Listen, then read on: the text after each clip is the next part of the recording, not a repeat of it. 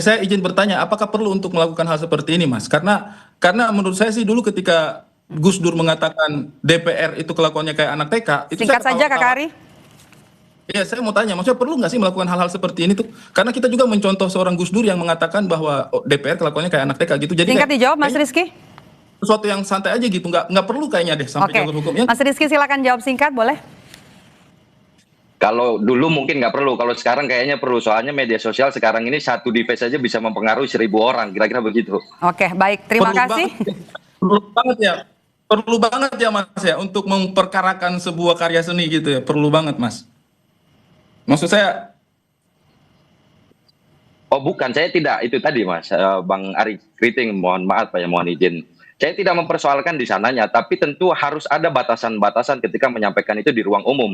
Tidak berlindung di balik kalimat menurut pandangan saya. Oke, kalau itu masih hanya dalam pikiran kita atau pendapat kita pribadi, itu nggak jadi soal. Tapi ketika itu sudah disampaikan di halayak umum, apalagi dalam suatu forum dan pertanyaan saya, perlu nggak sih sampai mengambil langkah hukum? Perlu nggak? Maksud saya itu perlu nggak? Kalau menurut saya, kalau misalnya kalau saya sudah kalau sampai nggak setuju, saya sudah melakukan itu, berarti menurut saya sudah sangat perlu ketika saya sudah melaporkan. Keperluannya itu apa gitu? Apa perlunya untuk melakukan itu? Karena menurut saya kalau sampai nggak setuju, supaya menyampaikan bahwa ke depan Bang Ari, kita anak-anak muda ini diberikan edukasi yang baik begitu. Tidak menjadikan bahwa apa yang disampaikan oleh Panji ini seolah-olah menggurui kita semua dan diaminkan gitu loh bahasanya dia itu. Nah ini kan menormalisasi kalimat. Jadi Anda merasa perlu ya Mas Rizky ya? Begitu. Oke, terakhir saya ke Kakak Ari Kriting. Waktu kita terbatas, Bapak-Bapak, terakhir saya mau ke Kakak Ari Kriting. Perlukah polisi merespons laporan ini menurut Anda? Kalau saya sih menurutku nggak perlu lah. Ini cuma gagasan, ini cuma sebuah komedi, sebuah pertunjukan, nggak perlu lah sampai sejauh itu menurutku ya.